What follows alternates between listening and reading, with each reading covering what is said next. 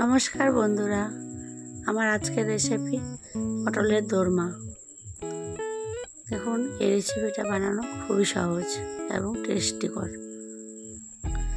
আমি পটল নিয়ে নিয়েছি।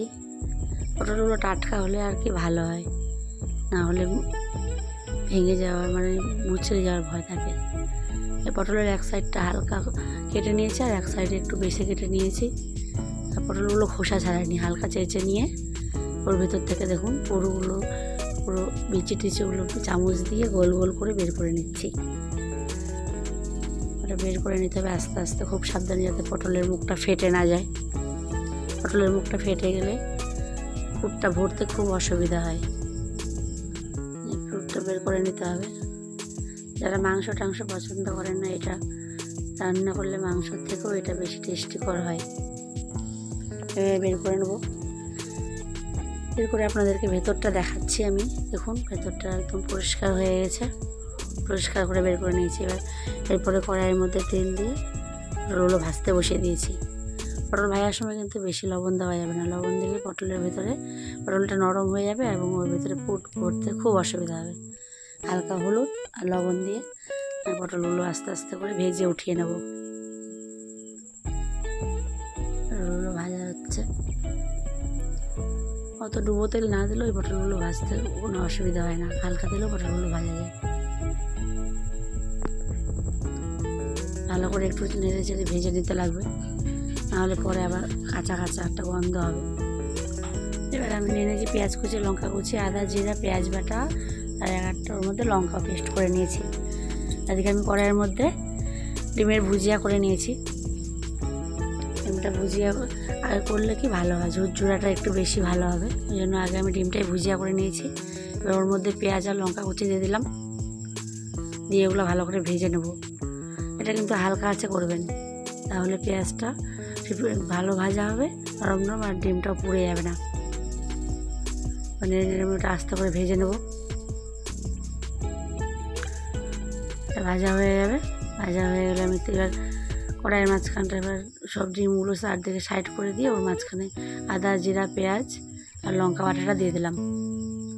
দিয়ে ওটা এখন নেড়ে চেড়ে সবগুলো একসঙ্গে মিশিয়ে ভালো করে নেড়ে চেড়ে ভেজে উঠিয়ে নেব। উঠিয়ে নেওয়ার পরে ঠান্ডা করে নিলাম পুরটা আমি। ঠান্ডা করে নিয়ে পটলের মধ্যে দেখুন খুব আস্তে আস্তে পটলের মধ্যে এটা ভরতে লাগবে, নাহলে পটলের মুখটা ফেটে যাবে। এটা এখন ভাজা হয়ে গেছে না, দেখুন আমি আস্তে আস্তে করে অল্প অল্প করে পটলের ভিতরে পুরটা ভরে দিচ্ছি।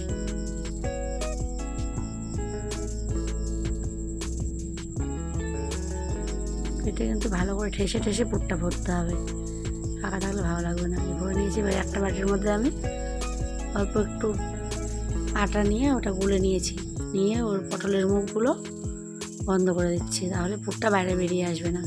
আটাটা বেশি শক্ত করবেন না, শক্ত করলে কটকটা হয়ে যাবে আর খেতে ভালো লাগবে না, মাথাটা ওই জায়গাটা। আর টুথপিক দিয়ে হালকা ফুটো করে দিচ্ছি আমি, যাতে পটলের ভিতরে ঝোল টোলগুলো ঢুকে যেতে পারে। তাহলে দেখুন আস্তে আস্তে আমি সব পটলগুলো পুরো ভরে মুখটা বন্ধ করে দিলাম, যাতে ঝোল বেরিয়ে না আসে। এবার আমি রান্নার জন্য অল্প পেঁয়াজ কুচি, শুকনো লঙ্কা, টমেটো পেস্ট আর জিরা আদা বাটা নিয়ে নিয়েছি। এদিকে কড়াইটা গরম করতে বসিয়ে দিয়েছি, দিয়ে কিছুটা পরিমাণ তেল দিয়ে দিলাম। তেলটা গরম হচ্ছে, গরম হয়ে যাক। ওর মধ্যে আমি দিয়ে দেবো জিরে, তারপর জিরে ফোড়ন দিয়ে দিলাম। জিরেটা পোড়া পোড়া হবে। এবার লঙ্কা দিয়ে দিলাম, শুকনো লঙ্কা। লঙ্কাটা একটু পুড়ে যাক, কালচে কালচে ভাব আসলে, দেখুন শুকনো লঙ্কাটা কালচে কালচে ভাব চলে এসছে। এবার আমি ওর মধ্যে পেঁয়াজ কুচিটা দিয়ে দেবো।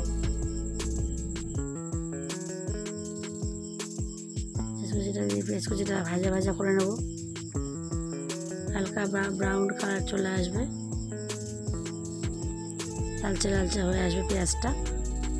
তারপর লবণ দিয়ে দিলাম। লবণ দিলে আর কি পেঁয়াজটা তাড়াতাড়ি একসঙ্গে জড়িয়ে যায়, ভাজাটাও তাড়াতাড়ি হয়ে যায় পেঁয়াজে। দেখুন কত তাড়াতাড়ি কালারটা চলে আসলো।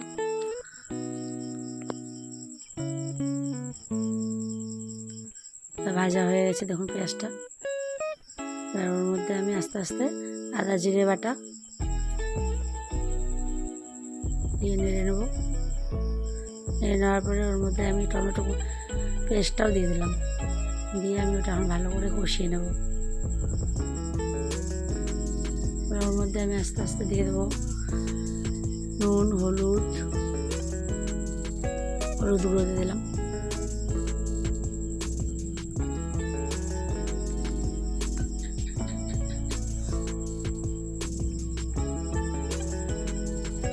দেখুন মশলাটা কি সুন্দর হচ্ছে। হালকা একটু অল্প একটু লঙ্কা গুঁড়া দেবো, বেশি দেবো না, কেননা পটলের পুরের মধ্যে তো লঙ্কা কুচি আছে। আমার বাচ্চারা আছে, আমার বাচ্চারা খেতে ঝাল খেতে অত বেশি পারে না। আর হালকা একটু জল দিয়ে বাটিগুলো ধুয়ে একটু জল দিয়ে দিলাম, তাহলে মশলাটাও নষ্ট হলো না। আর আঁচটা কমিয়ে দিয়ে এখন আমি মশলাটা ভালো করে কষিয়ে নেব। আর একটু স্বাদের জন্য অল্প একটু চিনি দিয়ে দেবো। চিনিটা দিলে কি ঝোলের কালারটা খুব সুন্দর আসে এবং খেতেও টেস্টি হয়। দেখুন তাড়াতাড়ি কালারটা চলে আসছে। এখন আমি একটু হালকা ঢেকে দেবো। গ্যাসের আঁচটা আমি কমিয়ে দিয়েছি। দেখুন ঢাকনা উঠিয়ে কি সুন্দর একটা কালার চলে এসছে।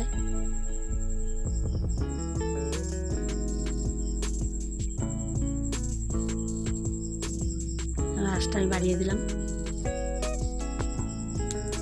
বাড়িয়ে দিয়ে আর একটু কষিয়ে নেব। মশলাটা একটু তেল ছাড়া ছাড়া হয়ে যাক। আপনারা কীভাবে বুঝবেন যে মশলাটা কষানো হয়ে গেলো? দেখুন খুন্তির মধ্যে দিয়ে মশলা পড়বে না, শুধু তেল পড়বে টুপ টুপ করে। এই দেখুন তেল পড়ছে। এই যে আমার কষানো হয়ে গেছে। এর মধ্যে আমি এখন জল দিয়ে দিলাম। এটা বেশি ঝোল করার দরকার নেই, হালকা গা মাখা হবে, তাহলে এটা বেশি টেস্টি হয়। ঝোল ঝোল করলে অত বেশি ভালো লাগবে না। ঝোলটা ফুটে উঠেছে। এবার আমি এক করে পটলগুলো ওর মধ্যে দিয়ে দেবো। পটলগুলো খুব আস্তে আস্তে সাবধানে ছাড়তে লাগবে, বেশি জোরে দিলে ভেঙে যাবে, পুরগুলো বেরিয়ে আসার চান্স থাকবে। এখন আমি সব পটলগুলো ঝোলের মধ্যে দিয়ে দিয়েছি। দিয়ে এবার খুব সাবধানে খুন্তিটা দিয়ে আমি নেড়ে ছেড়ে দেবো।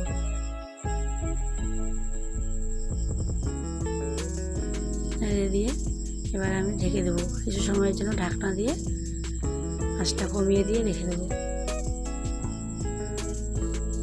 হালকা আছে, আস্তে আস্তে পটলের ভিতরে ঝোলগুলো ঢুকে যাবে। দেখুন একটা আস্তে আস্তে করে খুব সাবধানে পটলগুলো উল্টে দেবো। ওই পটলের এপিট ওপিট দুই দিকেই ভালো করে ঝোলগুলো ঢুকে যাবে। এটা নাড়াচাড়াটা কিন্তু খুব সাবধানে করতে লাগবে, বেশি তাড়াহুড়ো করে করলে ওর ভেতরে পুরগুলো সব বেরিয়ে আসার ভয় থাকে।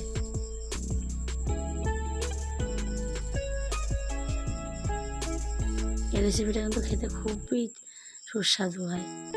এটা দিয়ে আপনি ভাত খেয়ে নিতে পারবেন।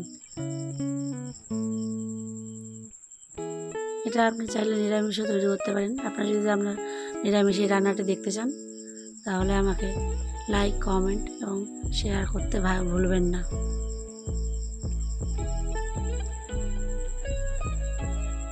দেখুন হয়ে এসছে আমার, সুন্দর মাখো মাখো হয়ে গেছে। এরপরে আমি ওর উপরে হালকা গরম মশলা দিয়ে দেবো। গরম মশলা গুঁড়ো দিয়ে দিলাম, দিয়ে এখন আঁচটা বন্ধ করে কিছু সময়ের জন্য ঢাকনা দিয়ে ওটা রেখে দেবো। দিয়ে দিলাম গরম মশলাগুলো, আঁচটা বন্ধ করে ঢাকনা দিয়ে এবার নামিয়ে নিলাম। দেখুন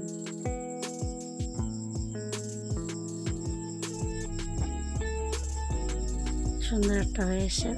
বন্ধুরা আপনারা যদি আমার এই রেসিপিটা পছন্দ হয়ে থাকে তাহলে দয়া করে লাইক, কমেন্ট এবং শেয়ার করতে ভুলবেন না। সাবস্ক্রাইব তো অবশ্যই করবেন, যাতে আমি আপনাদের কাছে আরও নতুন নতুন রেসিপি আনতে পারি। নমস্কার।